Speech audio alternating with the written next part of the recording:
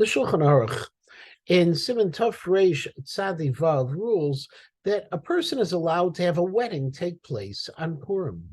And yet the Magen Avraham, Rabbi Avram Gombiner, questions this ruling, raising the problem of what we refer to as Ein Marvin Simcha B'Simcha. Literally, we don't mix two celebrations on the very same day. That's the reason why we don't have a wedding take place on a Chol HaMoed, because Ein Marvin Simcha B'Simcha. So how is it possible to conduct a wedding on Purim?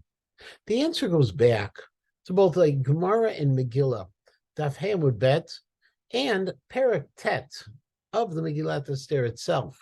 For you see, originally, when Mordechai and Esther petitioned the Anshe Knesset HaGdolah, the people of the Great Assembly, to establish Purim as an eternal holiday, their request was to establish Purim as a day of Simcha Mishteh Yom Tov, a day when joy and festivity and holiday would take place. Literally, holiday or Yom Tov, they wanted Purim to be a day when work was prohibited.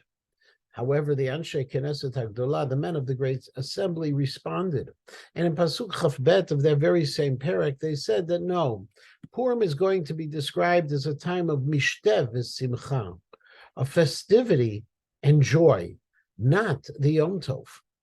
Rav Betzalel Zolti, the former chief rabbi of Yerushalayim, in his Mishpat Yavetz and Orach Chaim Ayin Tet, uses this distinction to answer the question of the Magen Avram, because he notes that when I look at those two psukim, I have to realize that something else changed, not just the absence of the word Yom Tov, but also that initially the way they wanted to establish Purim was a day of Simcha u'Mishteh, of joy and festivity, whereas at the end, the Anshe Knesset HaGdolah responded, no, it's a day of Mishteh v'Simcha.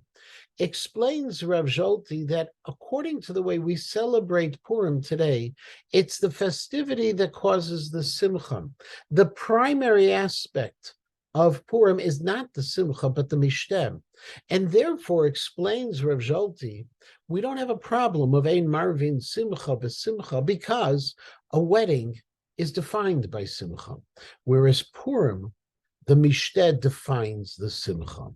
Of course, it should be noted that many later authorities, including the Aruch HaShulchan, in Tov Reish Tzadi Vav Sif Yud Bet, followed the stringent ruling of the Magen Avraham, and he forbade weddings on Purim. The Maharam Shik claims that even the Shulchan Aruch, when it wrote that weddings are permitted, was only referring to the wedding ceremony taking place on Purim.